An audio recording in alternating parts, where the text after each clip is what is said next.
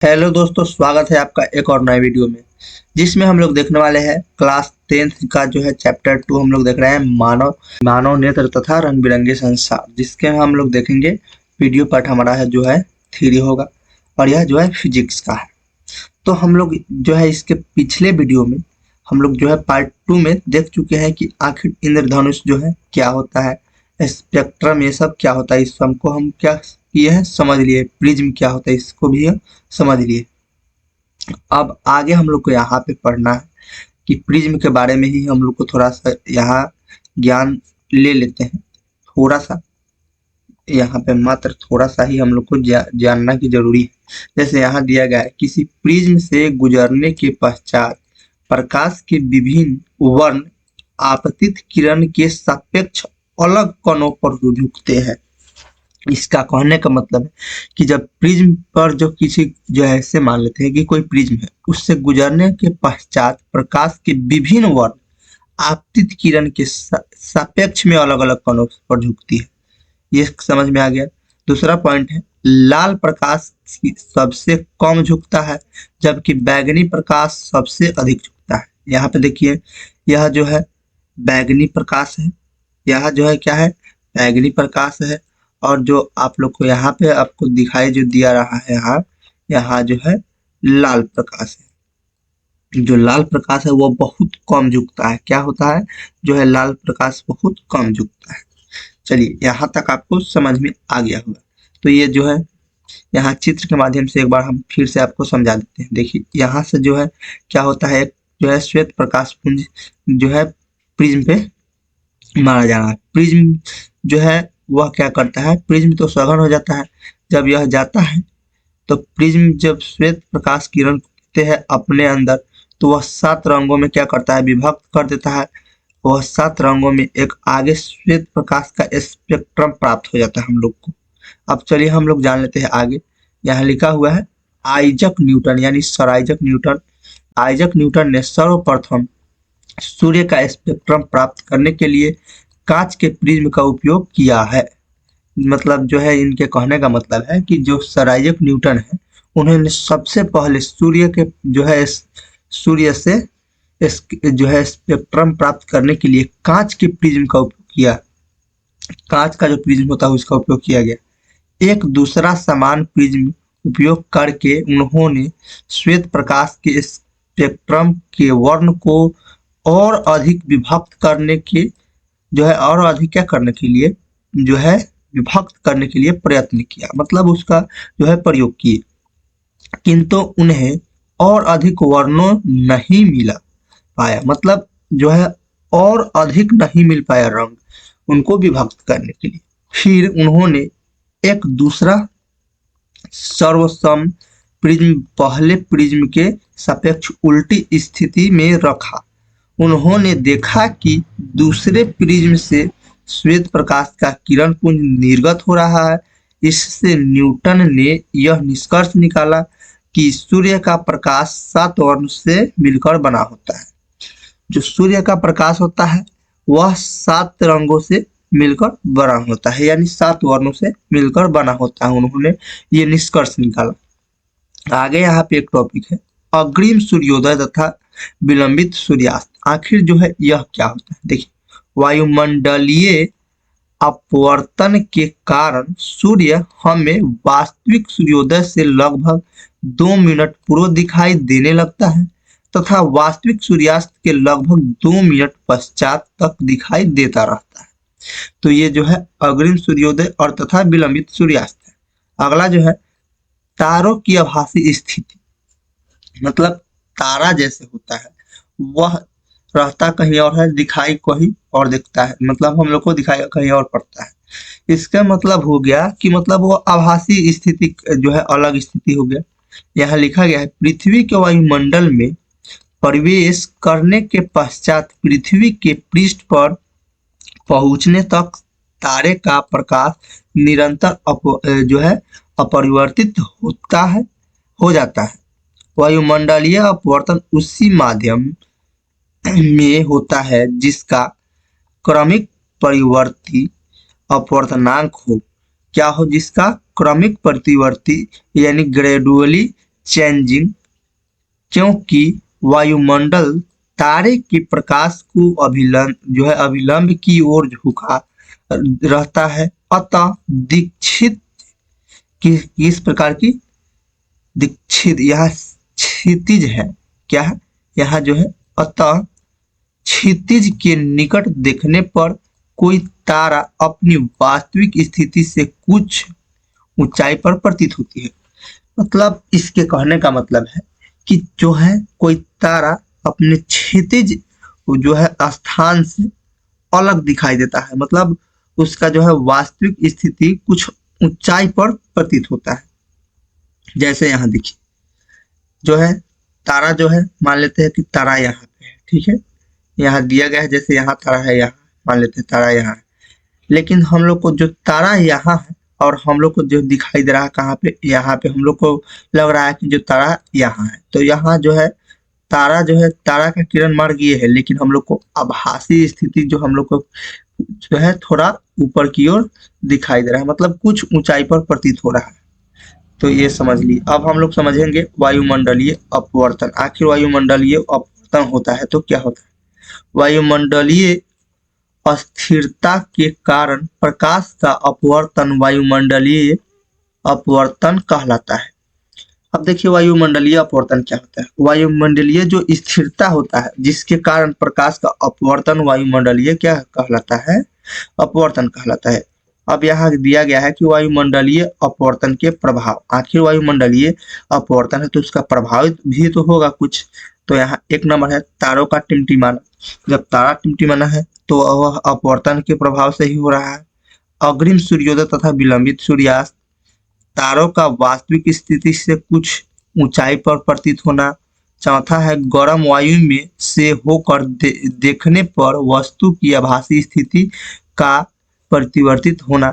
या एक हम जो है अपना से भी ले सकते हैं, हम लोग को जो देसी जुगाड़ होता है, जैसे आप लोग जानते होंगे जो है हम लोग जो है भोजपुरी में उसको छलनी कहते हैं, मतलब जो है कढ़ाई होता है, उसमें अगर पानी रख करके हम लोग जो छोलनी होता है जिससे हम लोग सब्जी चलाते हैं, उसको अगर जैसे मान लेते हैं यहाँ एक कढ़ाई है, ठीक है, और यहाँ तक जो है पानी जो है भरा हुआ है, और हम लोग जब छोलनी को रखते हैं तो हम लोग जो है छोलनी इस प्रकार ना दिखाए तो हम लोग को जो है क्या होता है, टेढ़ा दिखाई देता है। तो इसके कारण होता है, तो अपवर्तन के कारण होता है।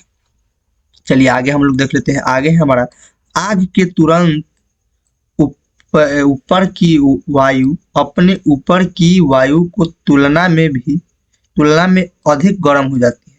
देखिए आग के तुरंत ऊपर की वायु अपने ऊपर की वायु को तुलना में क्या हो जाती है? अधिक गर्म हो जाती है। गर्म वायु अपने ऊपर की ठंडी वायु की तुलना में कम सघन होती है। क्या होती है? कम सघन होती है, तथा इसका अपवर्तनांक ठंडी वायु की अपेक्षा थोड़ा कम होता है, क्योंकि अपवर्तक माध्यम यानी वायु की भौतिक अवस्था स्थिर नहीं है। इसलिए गर्म वायु में से होकर देखने पर वस्तु की आभासी स्थिति परिवर्तित होती रहती है।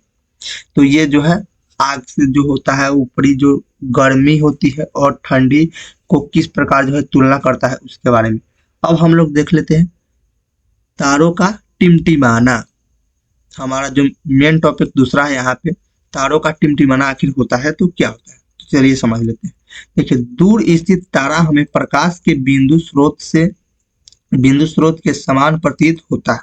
चूंकि तारों से आने वाली प्रकाश किरणों का पथ थोड़ा थोड़ा परिवर्तित होता रहता है, अतः तारे की आभासी स्थिति विचलित होती रहती है, तथा आंखों में प्रवेश करने वाले तारों के प्रकाश की मात्रा झिलमिलाती रहती है, जिसके कारण कोई तारा कभी चमकीला प्रतीत होता है तो कभी धुंधला, जो कि टिमटिमाहट का प्रभाव है। देखिए तारों का टिमटिमाना जो हमारा टॉपिक है बहुत ही इंपॉर्टेंट टॉपिक है। देखिए जब भी कोई तारा जो होता है वह आने वाली प्रकाश किरणों का पथ होता है, पथ से जो है थोड़ा थोड़ा परिवर्तित होता रहता है, जिसके कारण हम लोग को क्या होता है कि हम लोग का जो आंख होता है वह विचलित कर देता है और हम लोग को लगता क्या है कि वह तारा क्या हो रहा है, टिमटिमा रहा है, मतलब वह तारा जो है भूख भाग जल रहा है भोजपुरी में कहे तो। चलिए चलिए अब हम लोग क्या करते हैं, आगे देखते हैं। तो आगे यहाँ पे जो है हमारा दिया गया है प्रकाश का प्रकीर्णन। आखिर जो है प्रकाश का प्रकीर्णन किस प्रकार से होता है, तो यहाँ दिया गया है टिंडल प्रभाव। यह बहुत ही इंपॉर्टेंट टॉपिक है, इसको आप लोग ध्यान से जो है याद कर लीजिएगा। टिंडल प्रभाव क्या, आप लोग जो है बहुत ही अच्छा से ध्यान से इसको याद कर लीजिएगा कि आखिर जो है टिंडल प्रभाव क्या होता है। तो चलिए आप लोग देखिए, यहाँ जो है हमारा टिंडल प्रभाव एक टॉपिक है, इसको देख लीजिएगा क्योंकि यह बहुत ही इंपॉर्टेंट टॉपिक है 2 मार्क्स के लिए। चलिए इसको जानते हैं। जब कोई प्रकाश किरण का पुंज वायुमंडल के महीन कणों जैसे धुआं, जल की सूक्ष्म बूंदे, धूल की निलंबित कण तथा वायु के अणु से टकराता है तो उस किरण पुंज का मार्ग दिखाई देने लगता है। कोलाइडी कणों के द्वारा प्रकाश के प्रकीर्णन की परिघटना टिंडल प्रभाव उत्पन्न करती है। देखिए टिंडल प्रभाव किस प्रकार से उत्पन्न करती है, जब कोलाइडी कण जो होता है उसके द्वारा प्रकाश की प्रकीर्णन होती है, उसी परिघटना को क्या कहते हैं हम लोग, टिंडल प्रभाव कहते हैं। चलिए उदाहरण के तौर पे यहाँ पे एक दिया गया है कि जब धुएं से भरे किसी कमरे में किसी सूक्ष्म छिद्र से कोई पतला प्रकाश किरण पुंज प्रवेश करता है तो हम टिंडल प्रभाव देख सकते हैं। जैसे जो है देहात में जो रहते हैं वो सब क्या कर सकते हैं, देख सकते हैं। इस जो है उदाहरण को समझ सकते हैं। जैसे खपरा वाला घर होता है, उसमें जो है जब धूप उगता है तो उसमें जो छोटा छोटा छिद्र होता है जिसके माध्यम से वह जो छिद्र के माध्यम से जो प्रकाश जो है घर में जाती है, तो उससे जो होता है हम लोग को कण जो दिखाई देता है वह टिंडल प्रभाव के कारण ही दिखाई देता है। मान लेते हैं कि उसमें बहुत सारा धूल कण है, तो वह जो धूल कण दिखाई देता है वह छोटी सी छिद्र में जो है जाता है प्रकाश, उसके कारण दिखाई देता है। चलिए दूसरा है यहाँ पे है, जब किसी घने जंगल के वितान से सूर्य का प्रकाश गुजरता है तो भी टिंडल प्रभाव को देखा जा सकता है। जैसे यहाँ है, यहाँ रिलाइक का नियम है, यहाँ कह रहा है प्रकीर्णन, यहाँ दिया गया है प्रकीर्णन 1/λ के पावर 4 के समानुपाती होता है। लैम्डा प्रकाश किरण की तरंगदैर्घ्य है। लैम्डा क्या है, प्रकाश किरण की तरंगदैर्घ्य है। चलिए आगे दिया गया है कि प्रकीर्णित प्रकाश का वर्णन प्रकीर्णित न करने वाले कणों के आकार पर निर्भर करता है। जो प्रकीर्णित करने वाला जो प्रकाश होता है उसका वर्णन प्रकीर्णन न करने वाले कणों के आकार पर निर्भर करता है।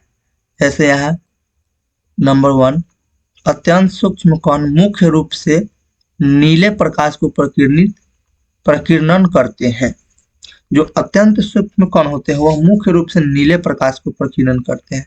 दूसरा यहाँ पे है हमारा कि बड़े आकार के कण अधिक तरंगदैर्घ्य के प्रकाश को प्रकीर्णन करते हैं।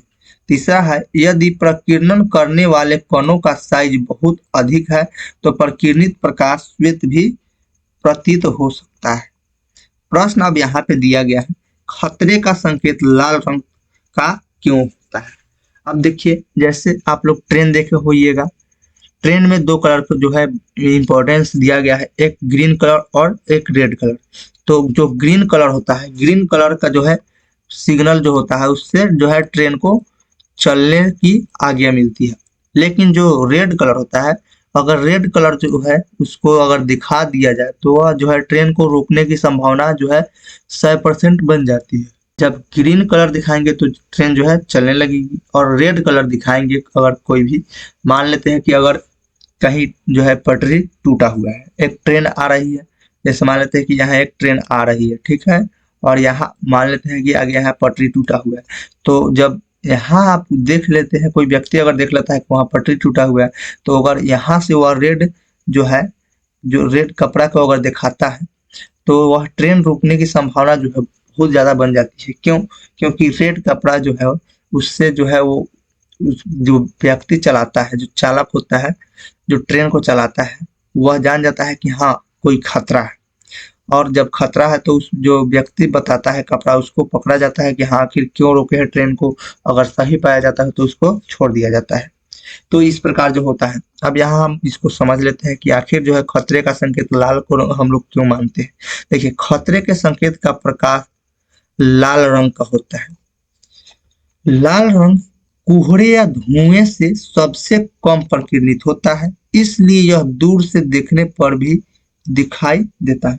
देखिए, जो यह होता है लाल रंग, उसका जो है कोहरा एवं जो धुआं होता है, जो हम लोग धुंध कहते हैं, उसमें जो है लाल रंग का क्या होता है, बहुत कम प्रकीर्णन होता है, जिसके कारण वह हम लोग को जो है साफ साफ दिखाई देने लगता है। अगला प्रश्न है, स्वच्छ आकाश का रंग नीला क्यों होता है।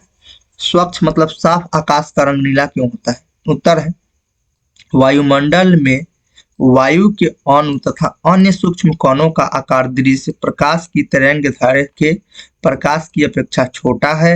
ये कण कम तरंगदैर्घ्य के प्रकाश को प्रकीर्णित करने में अधिक प्रभावी है। लाल वर्ण के प्रकाश की तरंगदैर्घ्य नीले प्रकाश की अपेक्षा 1.8 गुनी है। अतः जब सूर्य का प्रकाश वायुमंडल से गुजरता है, वायु के सूक्ष्म कण लाल रंग की अपेक्षा नीले रंग को अधिक प्रबलता से प्रकीर्णित करते हैं।